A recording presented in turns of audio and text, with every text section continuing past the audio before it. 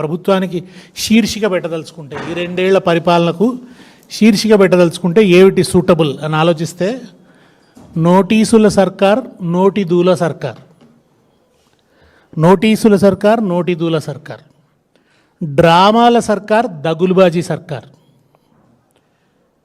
ప్రచారాల సర్కార్, ప్రజా కంటక సర్కార్. పుకార్ల సర్కార్, షికార్ల సర్కార్.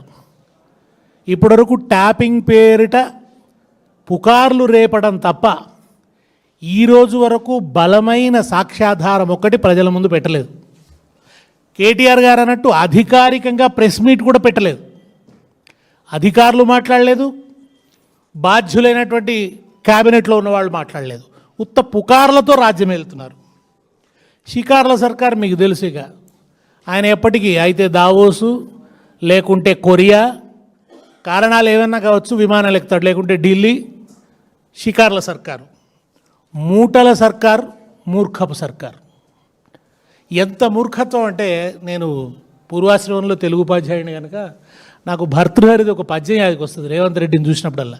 భర్తృహరి సుభాషితంలోని శ్లోకం అది. దానికి ఏనుగు లక్ష్మణ కవి గారు అనువాదం చేశారు. మకర ముఖాంతరస్థమగు మాణికమున్ పెకలించవచ్చు, చలదూర్మికానికరమైన పాయక చలదూర్మికానికరమైన మహోదధి దాటవచ్చు, మస్తకమున పువ్వు దండవలే సర్పమునైన భరించవచ్చు. మస్తకమున పువ్వు దండవలే సర్పమునైన భరించవచ్చు, మచ్చిక ఘటించి మూర్ఖజన చిత్తము దెల్పన అసాధ్యమేరికిన్. రేవంత్ రెడ్డి లాంటి పాలకులు భవిష్యత్తులో వస్తారని ఊహించి భర్తృహరి గారు చెప్పినటువంటి శ్లోకం ఇది.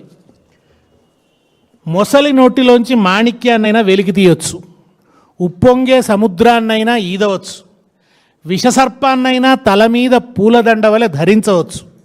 కానీ మూర్ఖత్వంతో అహంకారంతో నిండిన మనిషి మనస్సును మార్చడం ఎవరి తరము కాదు. ఇవాళ అదే మూర్ఖత్వంతో, ప్రతీకారేచ్ఛతో బీఆర్ఎస్ నాయకుల మీద అక్రమ కేసుల్ని బనాయిస్తున్నాడు రేవంత్ రెడ్డి.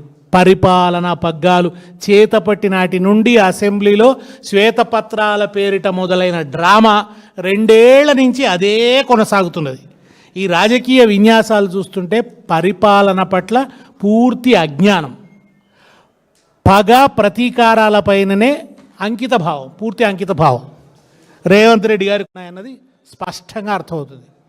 ఒక్క గొప్ప పథకం ఏదైనా కన్సీవ్ చేశాడా ఈ 2 ఏళ్ల కాలంలో? ఇది ఒక రిమార్కబుల్ డెవలప్మెంట్. ఎంత అద్భుతమైన